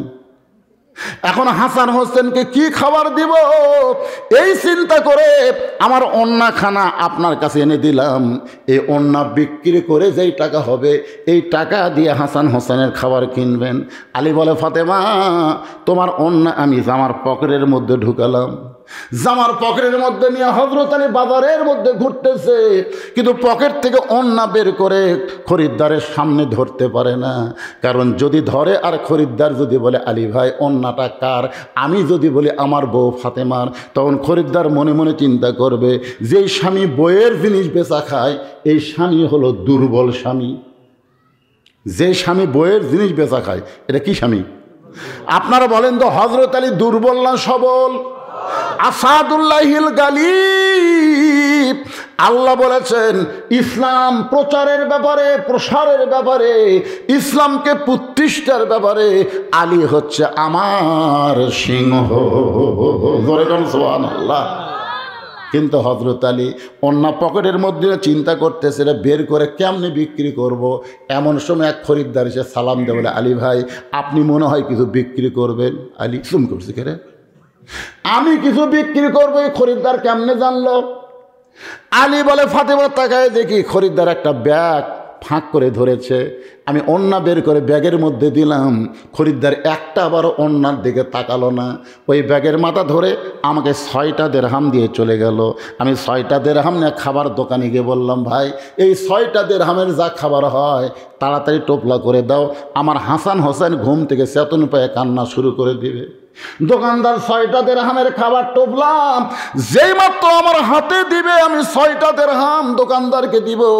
এমন সময় এক ফকির এসে আমাকে সালাম দেবে, বলে আলী ভাই আমার বাড়িতে আজকে 3 দিন হলে না খাওয়া।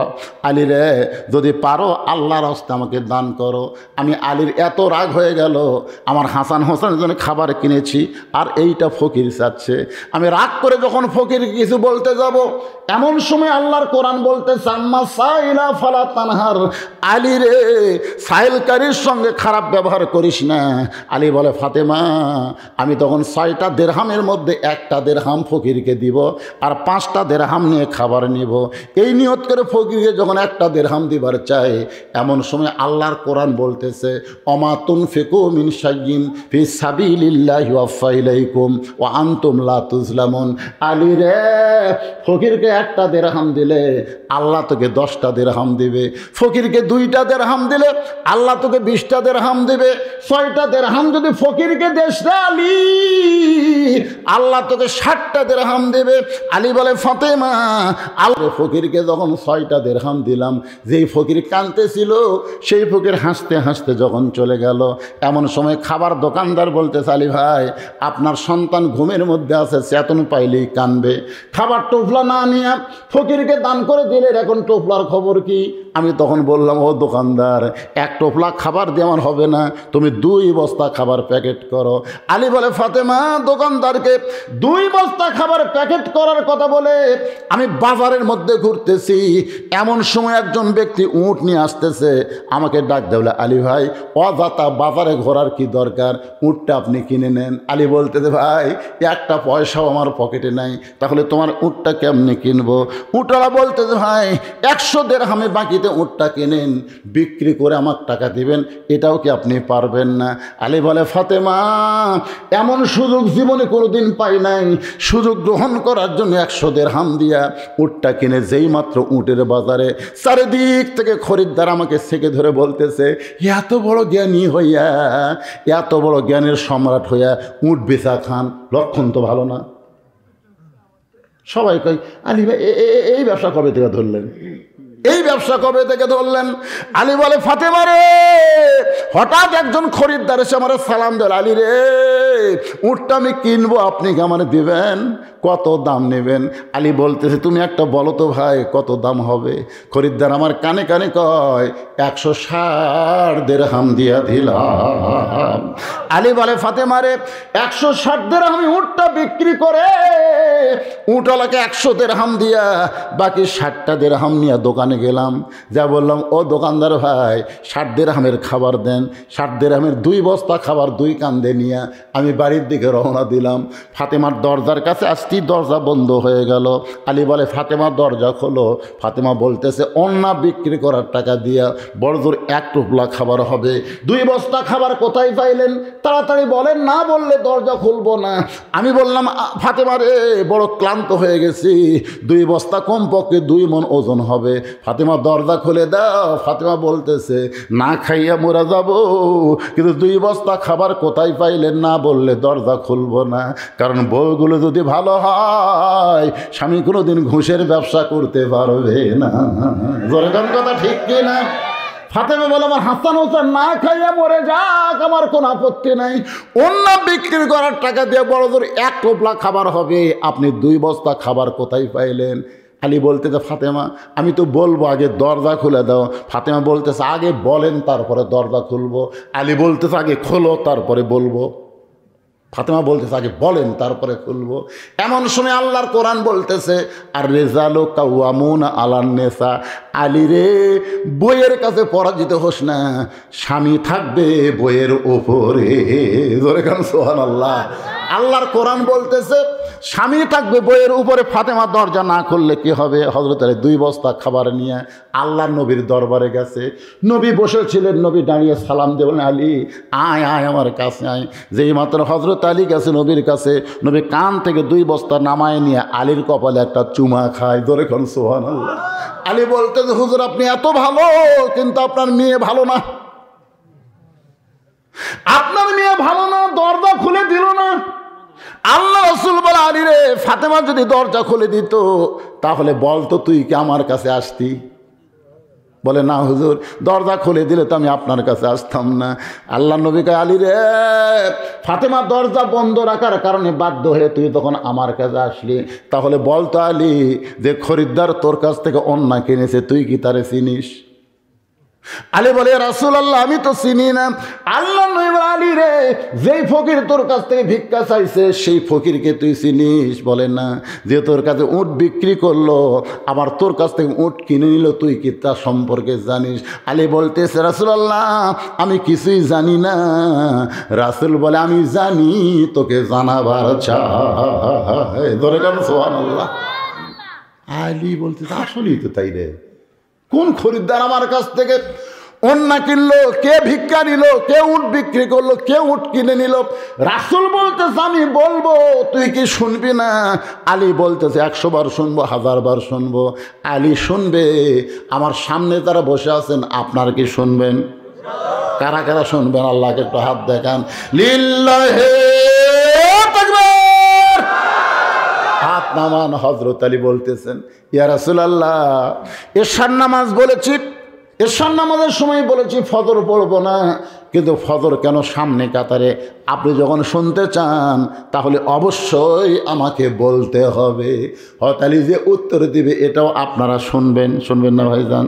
কিন্তু এখানে একটা আমলের কথা আছে, সে আমলটা হলো একটা দিরহাম দান করলে আল্লাহ 10টা দিরহাম দেয়। এটা আমার কথা না, কথা হলো আল্লাহর। ওমা তুনফিকু মিন শাইইন ফি সাবিলিল্লাহি ওয়াফা ইলাইকুম, মানে তুমি দাও আল্লাহ তোমাকে দিবে। এটা কার কথা? তুমি দাও 1, আল্লাহ দিবে 10। এটা দুনিয়াতেই দিবে। এখন মসজিদের জন্য আমি মাত্র 5টা মিনিট, আমাকে বলছে হুজুর আপনার জামাই যখন আদায় করছে তখন খুব একটা বেশি লোক নাই, এখনও তো খুব একটা বেশি লোক নাই, তারপরও যারা আইছেন ভাইজান এই কোরআনের আয়াতকে বিশ্বাস করে 100 টাকা দিবেন, আগামীকাল আল্লাহ আপনাকে 1000 টাকা দিবে। যদি বলেন হুজুর আগামীকাল কেমনে দিবে?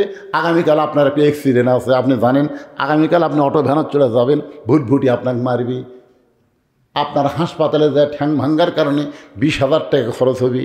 আপনি কি চান যে বিপদ আপদ মুসিবতের মধ্যে পড়েন? আপনি কি চান? আসাদকাতু তারুদ্দুল বালা। এই জন্যে মসজিদের পাগল হইয়া আল্লাহর ঘরের জন্যে এমন কোন আল্লাহর বান্দা আছেন 1000 টাকা দিবেন, আল্লাহ 10,000 টাকা আপনাকে দিয়ে দিবে। বিশ্বাস করা লাগবে কোরআনকে। যদি না করেন তাহলে তো কোনো ওয়াসনা লাভ হবে না। কিরা না এই সময় এটা ঠিক নয়। এই এখন যাই উঠতি পেশাবের কথা বলে আর বহুমূত্র হবে। আল্লাহ কয় এতক্ষণ বক্তা ওয়াজ করলো, তোরকে লড়া নেই চড়া নেই। আর যেই মসজিদে চাই লাভ ধরিস কেরা?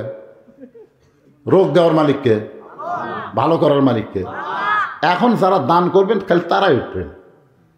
আছেন কোন আল্লাহর পাগল? আপনার কি বাকিও লিখছেন না খেল নগদ? আচ্ছা ঠিক আছে, নগদ বাকি দুটোই হবে। যদি কেউ টাকা না নিয়ে আসেন তাহলে বাকি লেখা দেবেন ভাইজান আল্লাহর ঘরের জন্য, আল্লাহর হস্তে। 500 টাকা নগদ আর 500 টাকা বাকি। কে? বাচ্চু মিয়া 1000 টাকা দান করেছে, নগদ 500, বাকি 500। আল্লাহ বাচ্চু মিয়ার দানকে আল্লাহ আপনি কবুল করেন, আল্লাহুম্মা আমিন। এই মিডিয়াদের পক্ষ থেকে তোর নামটা কি? রিমন 500 টাকা দান করেছে আল্লাহর ঘরের জন্য। দেখেন মিডিয়া নিয়ে আইছে 500 টাকা দান করে দিল। আল্লাহ এই ছেলেটার ব্যবসার মধ্যে বরকত দিয়ে দেন। জোরে কোন আমিন, আরো জোরে কোন আল্লাহুম্মা আমিন। কে দিল? শহীদুল ইসলাম 500 টাকা দান করেছে। আল্লাহ শহীদুলের দানকে আল্লাহ আপনি কবুল করেন, আল্লাহুম্মা আমিন। কে? কোন দেশে থাকে? মালয়েশিয়া। তো মালয়েশিয়া থেকে 500 টাকা দিলে হবে, এটা একটা দান হলো একেবারে। বিদেশ থেকে 500 টাকা করছে দান সাদ্দাম। আল্লাহ দানকে আল্লাহ আপনি কবুল করেন। আল্লাহ নেক নিয়ত নিয়ে গাজাপড়া করে একজন 100 টাকা দান করছে, আল্লাহ কবুল করেন। লিল্লাহি আকবার। জহুরুল ইসলাম মেম্বার সাহেব 2000 টাকা দান করেছে, আল্লাহ মেম্বরের দানকে আল্লাহ আপনি কবুল করেন। আল্লাহ নেক নিয়ত নিয়ে গাজাপড়া করেন। ইলিয়াস হোসেন 1000 টাকা দান করছে, আল্লাহ দান কবুল করেন। আল্লাহুম্মা আমিন। কবুল করো ভাইজান। আপনাকে 100 টাকা দেওয়ার মতন পকেটের টাকা নাই, আজকে দান করেন রে, আল্লাহর কোন বিশ্বাস করেন, আগামীকাল আপনাকে আল্লাহ 1000 টাকার বরকত দিয়ে দিবে, বুঝবারই পারবেন না। অসুখ বিসুখ ব্যারাম বেদি অনেক কিছু থাকে না, এগুলো ডাক্তার দেখার লাগবে না। 100 টাকা দেন, 1 বছর কোনো ডাক্তার কাছে যাওয়া লাগবে না, আল্লাহর হস্তে বিশ্বাস করে দেওয়া লাগবে। ভাই পলানোর কোনো সুযোগ নাই, কুটি যাবেন।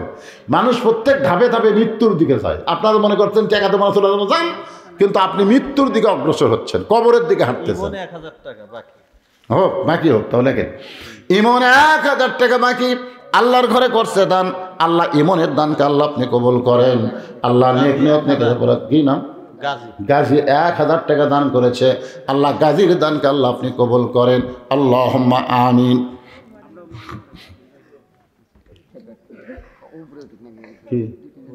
দুজন মহিলার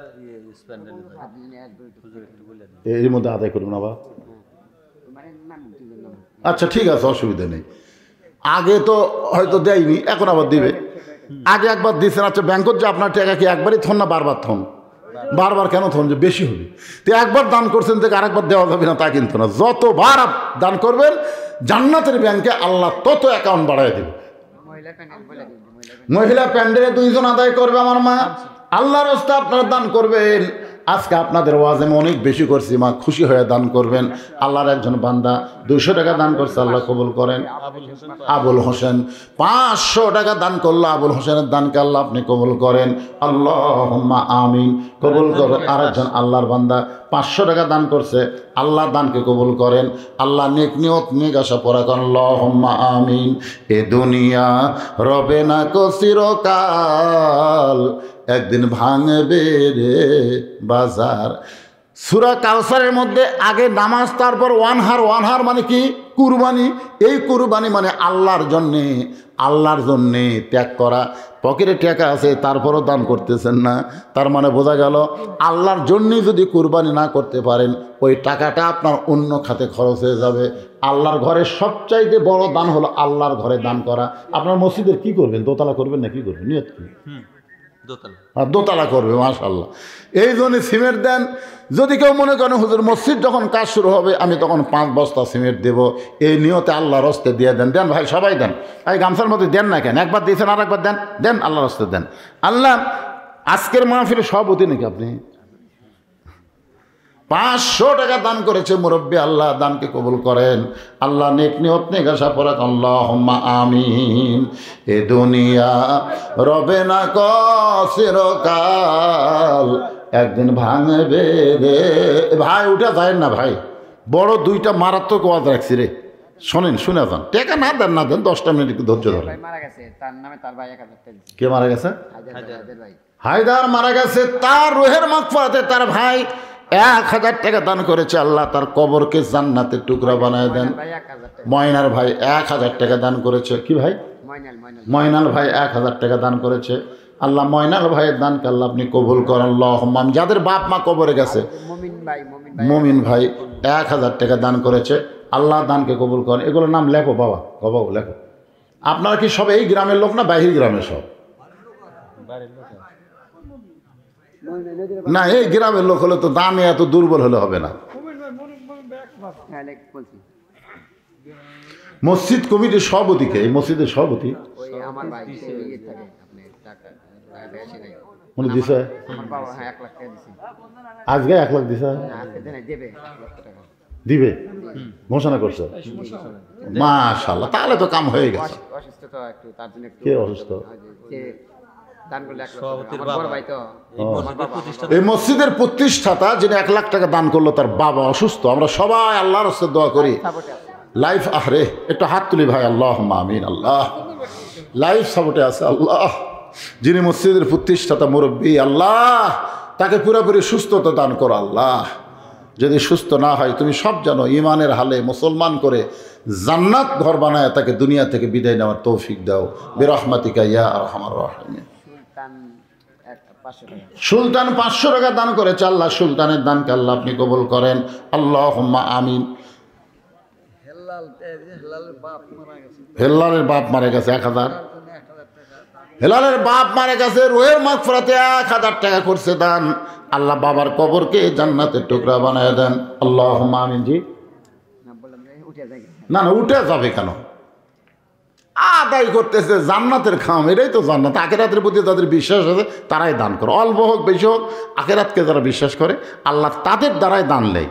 আর যারা খালি নামে মুসলমান, আখিরাতের কথা বিশ্বাস নেই, এরা দান করবে না। এরা মনে করবে 10 টাকা বড় থাকলে লাভ রে, দিলেই ক্ষতি। আপনারা কি দান করা ক্ষতি মনে করতেছেন? তো উঠে যাবেন কেন? এই যে একসাথে কয়টা উঠলো? একটু জিকির করেন, লা ইলাহা ইল্লাল্লাহ, লা ইলাহা ইল্লাল্লাহ, লা ইলাহা ইল্লাল্লাহ, লা ইলাহা ইল্লাল্লাহ, লা ইলাহা ইল্লাল্লাহ, লা ইলাহা ইল্লাল্লাহ, লা ইলাহা, লা ইলাহা ইল্লাল্লাহ মুহাম্মাদুর রাসূলুল্লাহ। ফাতেমা বলে, স্বামী গো, কাঠুরের বউ জামিল আমার আগে কোন আমলের কারণে জান্নাতে যাবে সেইটা না কই আপনি দানের ওয়াজ করলেন। কাক বলতেছে? ফাতেমা কাক বলতেছে? মনোযোগ দিয়ে শোনেন। ফাতেমা হযরত আলীকে বলতেছে, কাঠুরের বউ জামিলা আমার আগে জান্নাতে যাবে, সে ওয়াজ না করে আপনি দানের ওয়াজ করলেন। এই ওয়াজ দিয়ে আপনি কি বুঝাইলেন?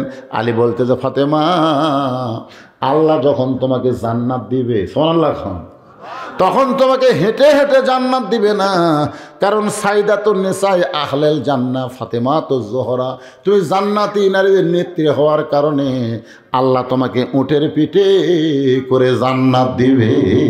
সুবহানাল্লাহ খান। সমস্ত মেয়েরা হেঁটে হেঁটে জান্নাতে যাবে, কিন্তু তুমি জান্নাতি নারীদের নেত্রী হওয়ার কারণে উটের পিঠে করে আল্লাহ তোমাকে জান্নাত দিবে। জান্নাতের দরজার কাছে যাইয়া আর তোমার উট সামনে পা বাড়াবে না। ফেরেশতারা বলবে, আল্লাহ উটটা খাতুনে জান্নাতকে নিয়ে জান্নাতের কাছে এসে আর তো সামনে পা বাড়ায় না, এখন কি করব? আল্লাহ বলতেছে, ফেরেশতা উটটাকে টানে টানা জান্নাতে নিয়ে যাওয়া লাগবে, টানে টানা। ফেরেশতা বলে, আল্লাহ উটের কি ধরে টানবে? টানার মতন তো কিছুই নাই।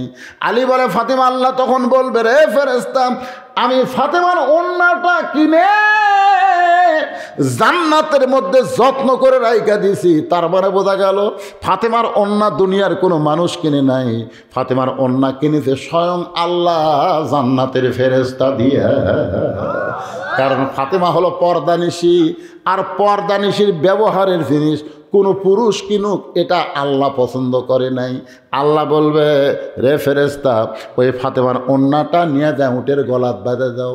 ওন্নাটা উটের গলায় যখন বেঁধে দেওয়া হবে, ওন্নার একটা অংশ নিচের দিকে ঝুলতে থাকবে। আল্লাহ বলে, ফেরেশতারা রে এখন ওই উটটাকে টেনে টেনে কে নিয়ে যাবে? ওই কাঠুরের বউ জামিলা। জামিলা কোথায় রে? কারণ তোমার স্বামী সব সময় দোয়া করতো, আল্লাহ আমার যে বউ নবীর বেটি ফাতেমার জন্যে আমার হুকুম ছাড়া দরজা খোলে না, আল্লাহ গো নবীর কোলে একটা ফাতেমার জন্যে আমার যে বউ স্বামীর হুকুম ছাড়া দরজা খোলে না, আমার এই বউটাকে তুমি সবার আগে জান্নাত দিও। আলী বলে, ফাতেমা স্বামীর দোয়া আল্লাহ কবুল করে, স্বামী যদি বউকে নিয়ে দোয়া করে এই দোয়া আল্লাহ ফিরে দেয় না। এখন কাঠুরার দোয়া আল্লাহ কবুল করেছে, তুমি হইলা জান্নাতি নারীদের নেত্রী, তুমি জান্নাতে সবার আগে যাবে, কিন্তু স্বামীর দোয়া কবুল করার কারণে আল্লাহ বলবে, জামিলা আমার ফাতেমাকে টেনে টেনে জান্নাতে নিয়ে যা। তুমি মনে করবা আমাকে জান্নাতে নিয়ে যাচ্ছে, ওই কাঠুর জামিলা টেনে টেনে যখন জান্নাত নিয়ে যাবে, আলী বলতেন, ফাতেমা উটের পিঠ থেকে তোমার পা জান্নাতে পড়ার আগে ওই কাঠুরার বইয়ের পা জান্নাতে আগে যাবে। লিল্লাহ, সঙ্গে সঙ্গে সঙ্গে ফাতেমা বলে, আল্লাহ, যে মেয়েরা পর্দার মধ্যে থাকবে আর যে মেয়েরা স্বামীর কথা মতো চলবে, এই সকল মেয়েদেরকে ফাতেমা জামিলার সাথে জান্নাত দিও। এক নম্বর কথা হলো যে মেয়েরা কার মধ্যে থাকবে? পর্দার মধ্যে থাকবে। দুই নম্বর কথা হলো স্বামীর কথা মতো চলবে। এই ওয়াজ শোনার পরে মেয়েদের আর কোনো ওয়াজ আছে?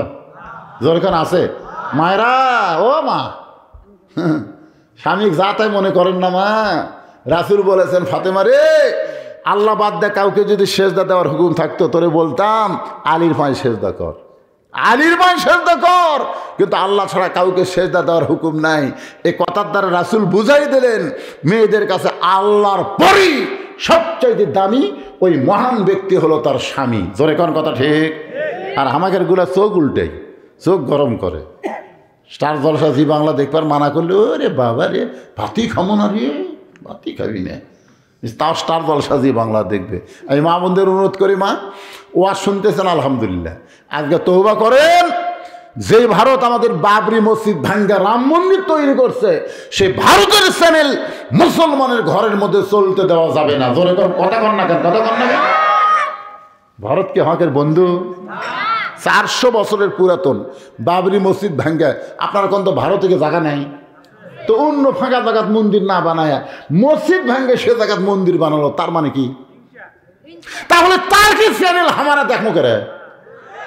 আজ থেকে বলেন ভারত বয়কট, এই বলেন ভারত বয়কট, ভারতের সব কিছু আমরা বয়কট করলাম।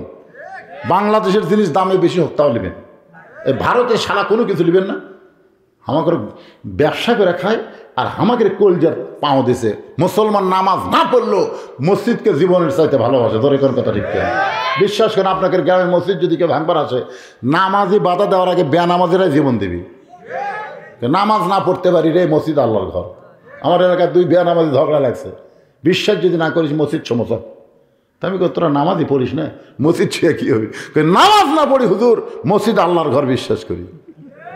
আমরা ঠিক মতো নামাজের দাওয়াত দিবার পারিনি, এ কারণে ওরা নামাজ পড়তেছে না। কতক্ষণ ঠিক কিনা? বর্তমান প্রধানমন্ত্রীকে বলবো যে খালি 564 মসজিদ বানালে হবে না। মসজিদে আজান দেওয়ার পরে পুলিশ কন কারা কারা বেড়া ঘরে, আজান শোনার পরে যারা মসজিদের মধ্যে ঢুকলো না ওদেরকে ধরে পাশার কাপড় খুলে 10টা করে বাড়ি। কয়টা করে বাড়ি আপনার বলেন তো? মসজিদ ফাঁকা থাকবি? তাহলে কি বোঝা গেল? সবচাইতে বড় জালেম, সবচাইতে বড় জালেম তারাই আজান শোনার পরে যারা নামাজ পড়ে না। ধরে কোন কথা ঠিক কিনা? সে জালেমদের পাশার বাড়ির দেয়, জালেমদেরকে না ধরে আলেমদেরকে ধরে। পুলিশের আর কাম নাই, কিন্তু জালেমগুলোর পাশার বাড়ি দাও যারা আজান শোনা নামাজ পড়ে না, তার কক না ধরে ইমামক ধরে। আল্লাহর বান্দারা হযরত আলী চোখের পানি বের করে বলে, রাসূলুল্লাহ, বহু চেষ্টা করেছি ফজরের নামাজ পড়বো না, বহু চেষ্টা করেছি ফজরের নামাজ পড়বো না, কিন্তু আমি নামাজ ছাড়তে চাইলে কি হবে? নামাজ আমাকে ছাড়ে না। এখানে যারা 5 ওয়াক্ত নামাজে আছেন ভাই, যারা 5 ওয়াক্ত নামাজ পড়েন, খালি একদিন একটু চেষ্টা করেন তো, একদিন এশার নামাজ না পড়ে আপনি ঘুমাতে যাবেন। একদিন আপনি কত বড় বাপের বেটা যে আপনার চোখত ঘুম ধরবি? কথা কন না কেন ভাই? তারা নামাজ পড়ে, তার কথা আমি বলতেছি।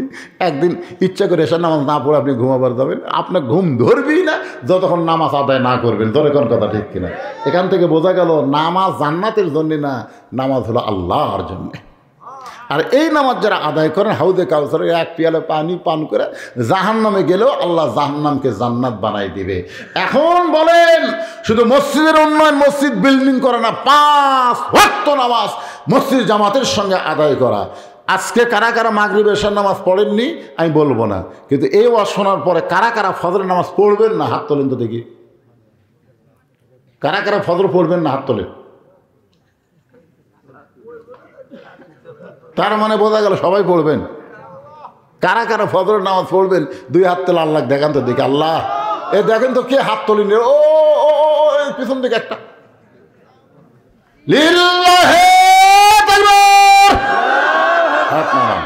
তোমাকে মসজিদের উন্নয়ন হয়ে গেছে। 1 দিল ফজর নামাজ পড়ি, তাহলে কি? হ্যাঁ যাইবো যাইবো সবাই যাবে। কি কয় এই নামাজের ওয়াজ শোনার পরে যদি নামাজ না পড়ে কি ভাই ইস্তেগফার পড়েন, আস্তাগফিরুল্লাহ। কারণ ফজরের নামাজ জামাতে পড়বার গেলে বেশি রাত ওয়াজ করা ঠিক না। আস্তাগফিরুল্লাহ। এ বাবা বসেন, বাবা বসেন বসেন। মোনাজাত জীবনে শেষ হতে পারে, বসেন। না বাবা মোনাজাত কি আমি 2 ঘন্টা ধরে কর্মতা হয় আশ্চর্যরে মোনাজাত ছাড়া যারা যায় সবচাইতে মাথা হলো মোনাজাত। আপনার দেহ আর মোনাজাত আর দমুখ খলিবাত। বাড়ির যাওয়ার আগে হয়তো আল্লাহ হাসপাতালে নিয়ে যাওয়ার পারে কি পারে না? ও লোকটা বলতে যে বহুদূর বাড়ি, আল্লাহ কাছে বাড়ির যাওয়ার আগে হাসপাতাল যা, এমন একটা হয়ে যাবি যে বাড়ির যাওয়াতে দূরের কথা হাসপাতালে যাওয়া লাগবে।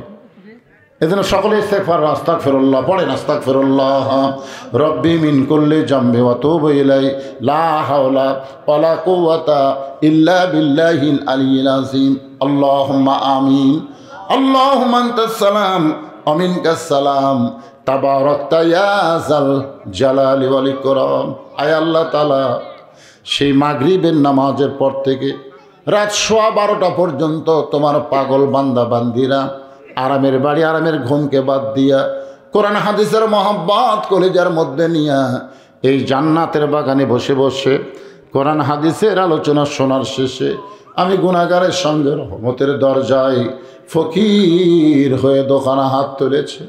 আল্লাহ মেহেরবানি করে আজকের মাহফিল আমাদের সকলের হেদায়েতের জন্যে, নাজাতের জন্যে, জান্নাতের জন্যে কবুল করো।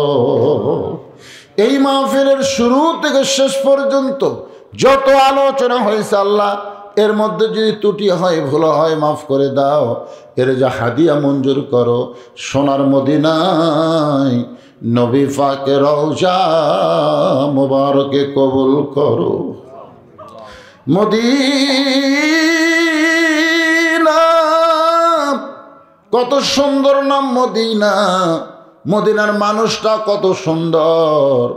ইমানের হালে কেউ যদি একবার দেখতে পায় তার জন্য আল্লাহ জাহান্নামের আগুন হারাম বানায়। কত স্বপ্ন দেখেছি জীবনে, এমন একটা স্বপ্ন দেখার তৌফিক দিও যেই স্বপ্নে নবীজির সোনামুখ আমাদের নসিব হয়। আল্লাহ তামাম আম্বিয়ায়ে কেরাম, আসহাবে কেরাম, উম্মাহাতুল মুমিনিন, শহীদ শহীদান, জান্নাতুল বাকি জান্নাতুল মাওয়া সহ পৃথিবীর যত গোরস্থানে যত মুর্দা শুয়ে আছে আল্লাহ সকলের আরওয়াহ পরে হাদিয়া কবুল করো।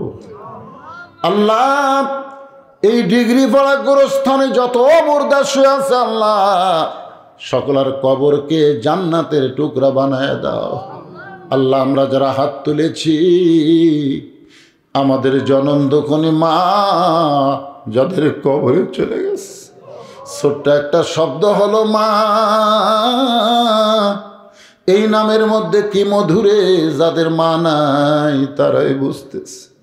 এই দরদের মা যাদের কবরে গেছে আল্লাহ মেহেরবানি করে মায়ের কবর জান্নাতের টুকরা বানিয়ে দাও।